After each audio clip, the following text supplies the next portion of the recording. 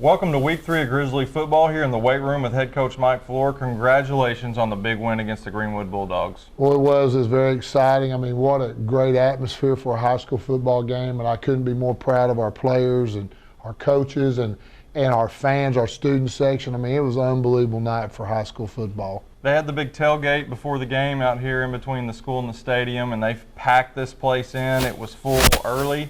A lot of times on the radio call we say capacity crowd, and sometimes that's a little tongue-in-cheek, but it was standing room only here at the stadium Friday night. Yeah, it was impressive. I mean, we were talking as coaches, we've all coached different places, whatever, the last time that we were in a game like this and the crowd, and it's been a while. So, and it's just a good thing for our school, our football program, Fort Smith, especially the north side of town. So it was a great night for Grizzly football, and I hope that everybody's as proud as we are as a team and a school. Well, let's get to some highlights here. You win the toss. You elect to defer to the second half, which we'll get to later on, which turned to be a good call. They get the ball. They have a pretty decent kick return, and they hit a pass right down the hash, and they eventually had a nice run to go in the end zone for the touchdown, and they get up 7-0 early. Yeah, they did a good job. I mean, Greenwood's always going to come with something, and the play they hit us with down the middle is really, we call it a summer 7-on-7 passing league play where you got 4 wide outs and you run the back right down the middle, and that's a linebacker's got to cover that. And Chewy saw him, but he saw him too late as he went by him, and so they did a great job of throwing it and catching it, and big play, got him down the line of the field, and then got a couple of key third downs there and scored to go up 7-0. And we knew what we told our kids, survive the early part. Something big will happen against us. They'll come up with something, all the excitement, the nerves. Let's get through the first quarter, the first 7-8 minutes. Let's settle down and play our kind of football.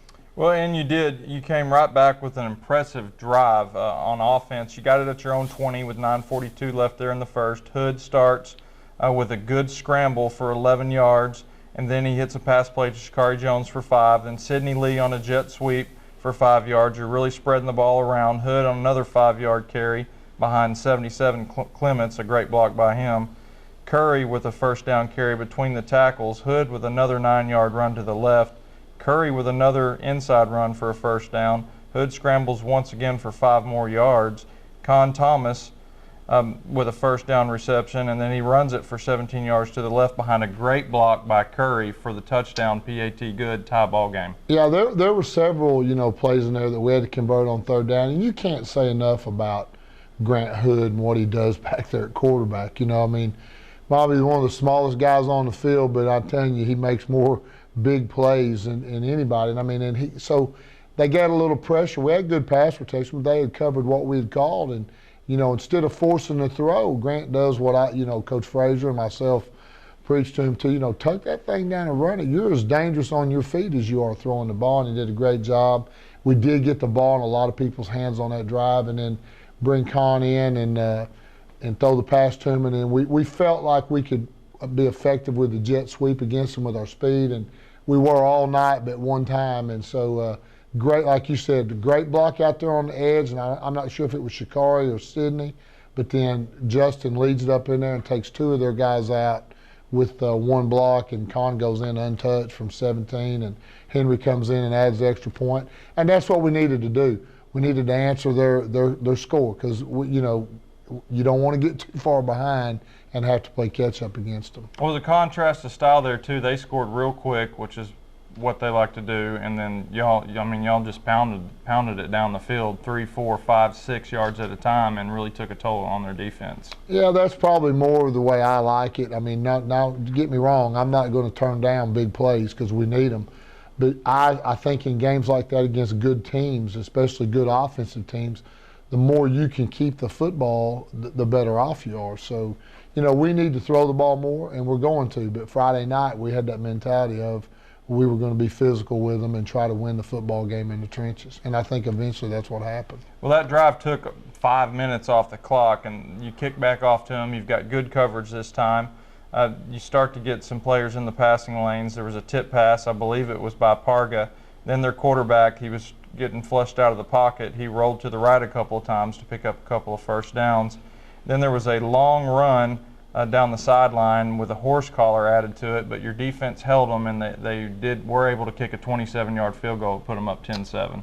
Yeah, the long run, they ran a draw, and we were a little bit out of position, and the guy went down the sideline, and DeAndre ran him down and grabbed him by the back of the shoulder pad, which you can't do. But if you go back to earlier in that drive where you're talking about tip passes, we had a ball that should have been intercepted on the second play. I mean, it went right to Keandre, and he would have caught that thing 99 times out of 100, but I almost think it was so easy, it just kind of surprising. But there again, that's a situation where you got to take, in big games, you need to take advantage of those plays. Don't give them another chance because they ended up getting 3 points. But like you said, our defense stiffened up and held them down there to kick a field goal.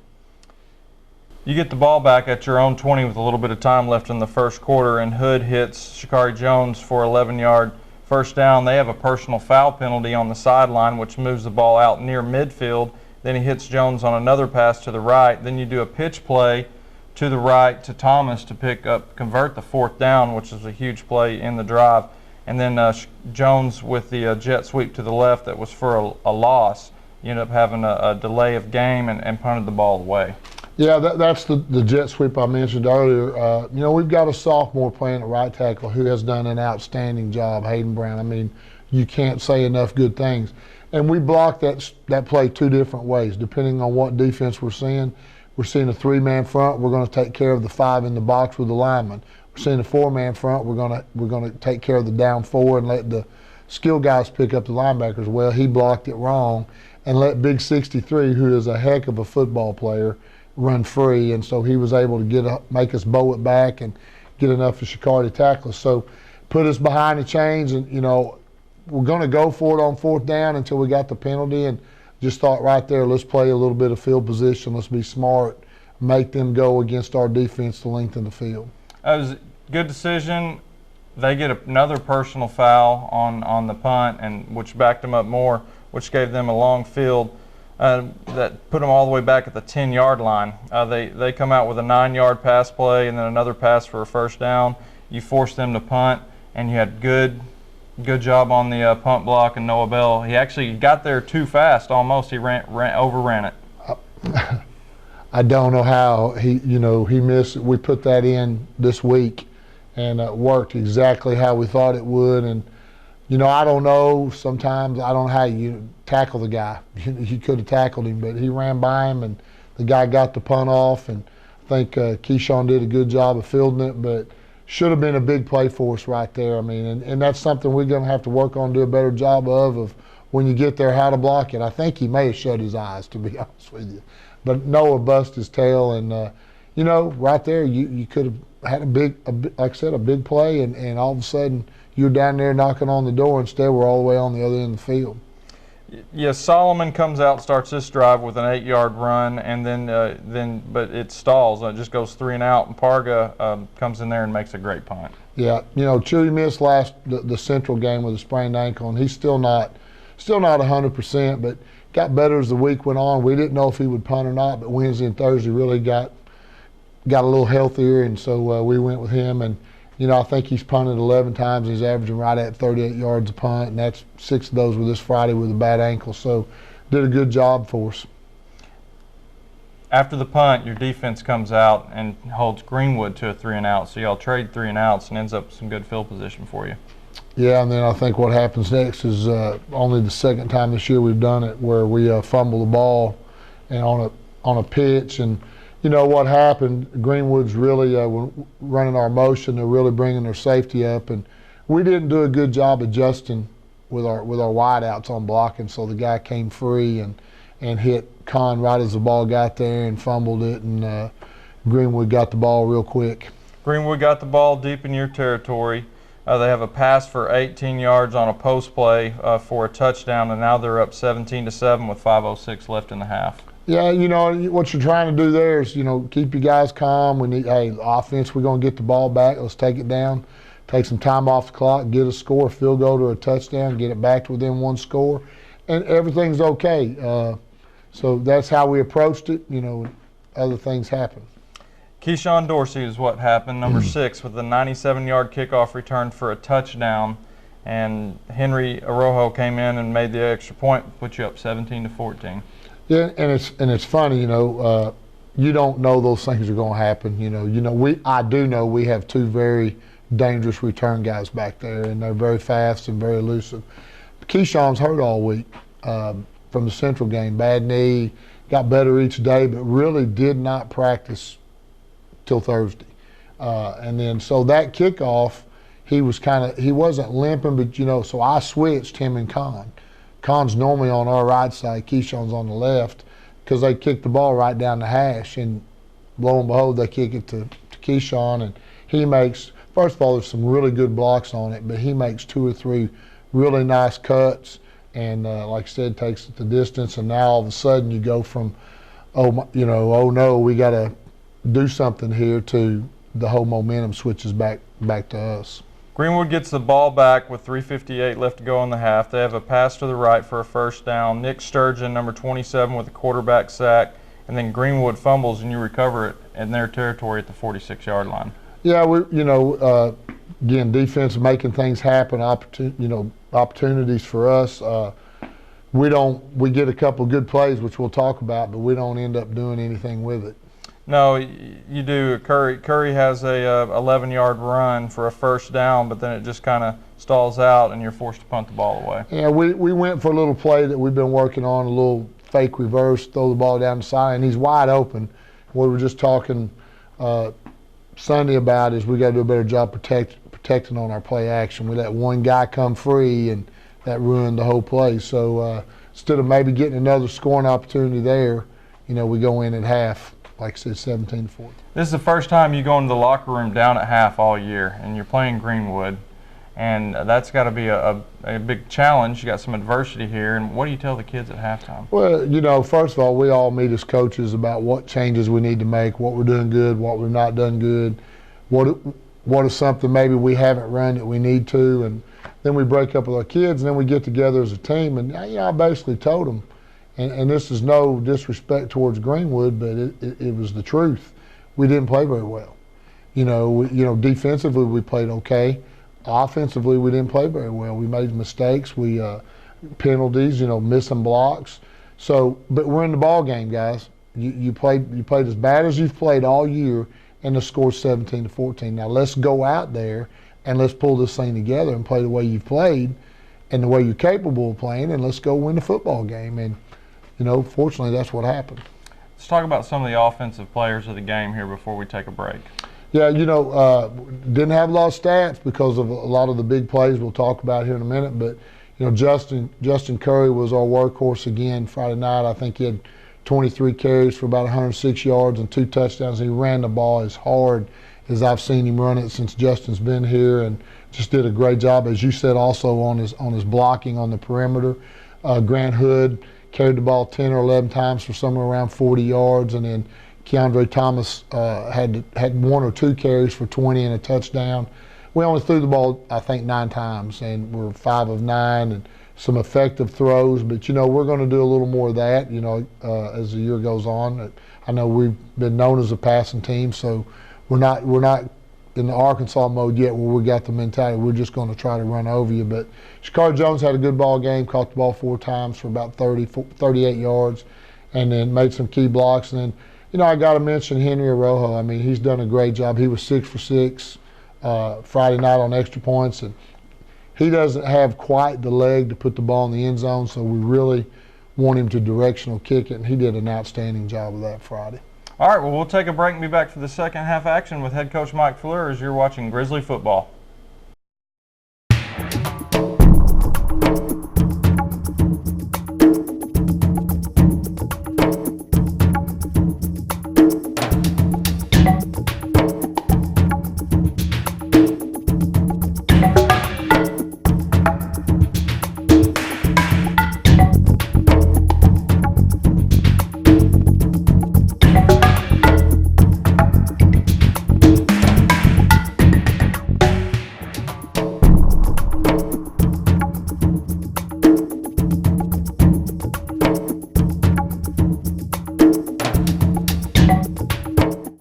Back here for second half action of Northside versus Greenwood with head coach Mike Fleur. We talked at the beginning of the show about how you elected to defer to the second half and how that turned out to be a really good call.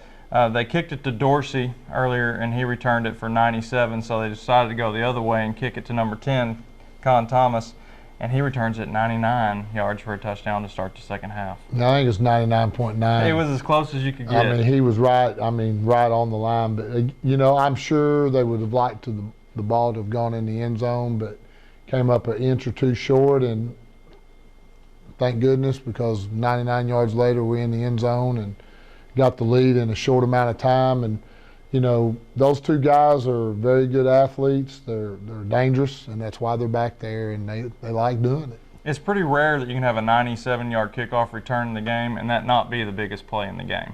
Yeah, it is. I mean, those things, we may not have another one the rest of the year, and we got 2 in one game. So you know, we're not going to look a gift in the mouth. I mean, we're glad we got it. It gave us the lead, and it really set the tone for the rest of the football game. Greenwood gets the ball, first possession of the third quarter. They have it at their 42. There was a penalty on the kickoff return that gave them a pretty good field position. Hardwick tips a ball getting in the passing lanes, and then your defense held them 3 and out, and you get the ball right back. Yeah, I mean, we're going to talk about defense the whole second half. I believe they held Greenwood to 86, 87 yards. I mean, a bunch of 3 and outs, not a whole lot of anything. I mean, they just played great, the whole group. I mean, it's one of those things you don't really want to single anybody out, because it wasn't just any one person. It was a bunch of them. But they do what your defense is supposed to do. Go out there, stop them, and get the ball back. Well, the defense, a lot of people look offensive. You have individual stats. Defensive guys tend to be more of a unit. It is a defensive unit. And like me and Gabe were talking about trying to find a defensive player of the game, or just a player of the game. We couldn't find one. It was a total team effort Friday night. Yeah, that's what I told our guys in the locker room afterwards. I said, you know, I've been coaching for 28 years and coached a lot of great football teams, a lot of great players, but I can't remember a game where every facet of the team, offense, defense, special teams, our fans, everybody did a great job. So, I mean, how do you name one person the player of the game? Because it wasn't just one person. It was the whole group. Well, I was reading some papers this weekend, and they had like players of the game, and then they had notable others, and there was 3 or 4 Grizzlies listed in there, because there was different people making different plays at different times in the game. Oh yeah, and then it came from all phases. I mean, the kicking game, the kickoff returns, the punts, the extra points, you know, the scooped up fumble to score, you know, the 2 80-yard drives, you know. So it was just a total team effort, and I mean, one that we're proud of, and that we can enjoy it, you know, this weekend and then move on. You get the ball back at your own 9-yard line, and you go 3 and out. Didn't pick up a big play, went on 3rd and inches, could not get the first down, and you had to punt it right back to them. Yeah, that's probably the biggest, if there's a disappointment in Fridays. We had a couple of 3rd and short yardage deals, and we've got to make those, and we didn't do it. We punted the ball and gave them good field position. Your defense once again stood up well. Dean had a big sack. They did run a draw for a first down. Then Rollins with a quarterback sack from the outside linebacker position. Hardwick, the inside linebacker, breaks up a pass. And they do have a bit of a drive and get down, and they try another field goal, and it goes off the left upright. Yep. I mean, that's, you know, most time that young man's going to make that. He's a good kicker, and for whatever reason, he was getting a little banged up. He was, you know, had a little bit of a limp, and he missed it. And, you know, great job by our defense stopping him, because they got good field position to start that drive. And that again, kind of uplifts you when they miss that thing. No, it does. And your offense, once again, responded great. You get it at your 20 with 7:14 left to go in the third, and another long drive. Hood with 14-yard run to the left. Curry up the middle for 11. Curry up the middle again for 6. Brennan Lewis on the jet sweep for a first down. Hood throws a pass to Shakari Jones, and Hood went through every progression on that and hit Jones. And then Curry with 6 yards up the middle gets you down to 1st and goal, and Curry finishes it off in a couple of plays and with a touchdown run, and then Henry Rojo puts the extra point through to lead 28-17. Yeah, great drive. I mean, again, Justin finished it off there at the end, but several guys touching the ball. And I felt like at that point you could kind of see Greenwood's players starting to get a little tired, a little wore down, and that's the perfect time to have one of those long physical drives that I think really benefited us in the fourth quarter. Yeah, they get the ball back with just a little bit of time left in the third. Greenwood does at their own 38. Thomas with a pass breakup. Chitwood comes up and makes a big hit from the safety position for a short gain. And then number 6, Dorsey with a 15-yard unsportsmanlike penalty on the hit, which gave him pretty good field position, kept the drive going. And then Greenwood runs 11 yards for first down. Hardwick with a good tackle. Dean made a great play they tried to run that draw again, and Dean dropped back and made the play. And then Colin Washington gets penetration on a fourth down play by them, and your defense holds them on downs. Yeah, I mean, that's the thing about Greenwood. You're not going to go out there and just shut them totally down. They're so well coached in what they do on offense, but make them earn what they get. Don't give them the easy one, and that's what happens a lot of time. And the draw hurt us a couple times, but your linemen got to feel what's going on, and they started adjusting. Your linebackers have to too. So big plays right there to stop them and to stop that drive. You get the ball back, and you actually lose yards on this offensive possession. You go 3 and out and have to punt it back to them. Yeah, not a good. We really could have put the nail in the coffin with a good drive and another score, but we didn't do it. So again, had to punt and again put it in the hands of our defense to do something for us. They get the ball back right at midfield at their own 48. Sturgeon makes a nice tackle in pass coverage to limit them just for a 2-yard pickup, and it's a 3 and out by their offense, and you get the ball right back. Yeah, great job by our defense. Nick Sturgeon made a lot of big plays Friday, as well as a bunch of other guys. Curry, once again, runs the ball 9 yards. Then he has another carry for a first down, a jet sweep by Shakari Jones. Luke Bolton comes in, gives you 5 yards. And you couldn't convert on 3rd and inches once again, but a great punt by Parga. Those 3rd and inches are killing me. I mean, we've got to convert on those. We could have gone for it, but at that point, you've seen Greenwood so many times through the years, or I've at least heard how they miraculously come back with 3 and 4, 5 minutes. And I've got a coach on my staff that's coached in 3 of those games at Camden Fairview, and he's always, coach, don't let the offense beat the defense. So, instead of going for it, let's punt it, make them have to go the distance again. You did it. They got the ball at their own 11 is where their drive started. Rollins with good penetration, and then Hardwick and Woodward came up and made the tackle. Rollins has a tackle for loss. Greenwood does throw a pass for a first down, but then number 17, Caden Woodward, your senior safety, with an interception and a great return. Yeah, Caden is a very talented young man. He's played really good this year. He also helps us at receiver, but he made a big pick, got it down the sideline, gave us great field position, and now's when we got to put the game away. And you do. You go right back to your number 1. He was your workhorse all night. Curry with a 9-yard run, then another carry for a first down, and then he carries it in the end zone for a 1-yard touchdown run. PAT good, 35-7 Northside. Yeah, you're feeling really good at this point. Yeah, I think I'm not sure exactly remember how much time, 3, 4, 5 minutes, but you're really going to have to do some bad things, and they're really going to have to do some great things to get back in the ball game. Well, they come out and they have a first down pass, and then Parga makes a huge hit from the linebacker position. They get you for a penalty, which I personally did not agree with. Then a face mask penalty, which moves the ball all the way down to your end of the field, but Sturgeon comes up with a strip sack fumble, and Hardwick picks it up and runs it back 73 yards for the scoop and score to make it 42-17 after the extra point. Yeah, it's kind of fun to watch the big guy run the ball down the field, nobody catching, but talking about the 2 penalties, the first one they've really gotten, and I understand what they're doing, the safety of our players and anybody that plays the game, trying to stay away from head-to-head contact. There are some of it that I don't care what you do, it's going to happen. And in my opinion, that was one of those situations. He did not leave his feet. He did not launch to hit the guy in the head. They were both going down, and they both put their heads down, so they hit. That's the officials' discretion, and that's why I didn't like it. The next play, it wasn't really a face mask. They grabbed him by the helmet. When he went down, the helmet came off. He said that, that he ripped his helmet off. The helmets came off 4 or 5 times during the game. You know, again, that's the discretion. Just put them down there quicker than what we needed them to be. But Sturgeon makes another big play. DeAndre's right there where he's supposed to be. We do a scoop and score deal at least once every other week. In camp, we did it every day.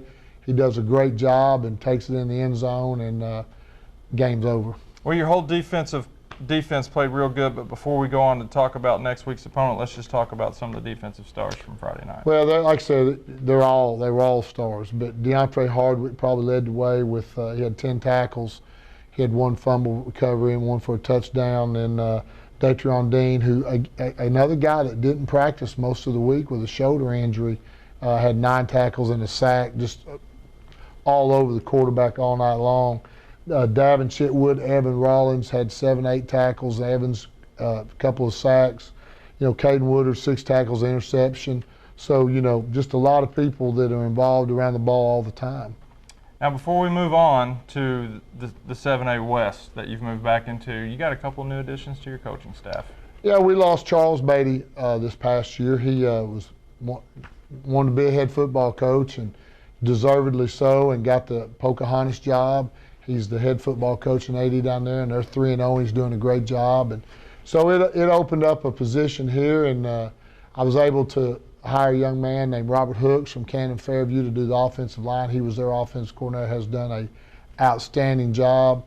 I moved Ed Hanson from Darby up to Northside to do our running backs, and then we have a volunteer coach that we were able to hire as a teacher that's from Fordyce, who's originally from Fort Smith and best friends with Coach Malazan, and we're able to get him, and he's a volunteer guy and works in our weight room and helps with the offensive line, and 3 great additions to really made our coaching staff was good before, but it's really improved it. Great, great, great.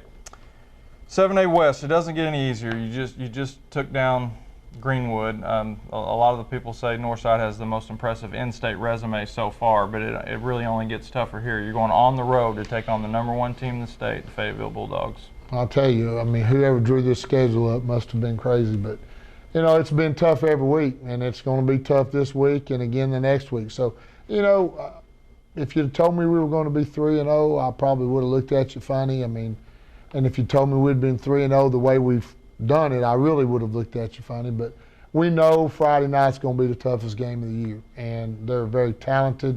They've got players at every position. They're deep. Their defensive line, they just continually roll people in. So it's going to take a great effort by our team, our coaches.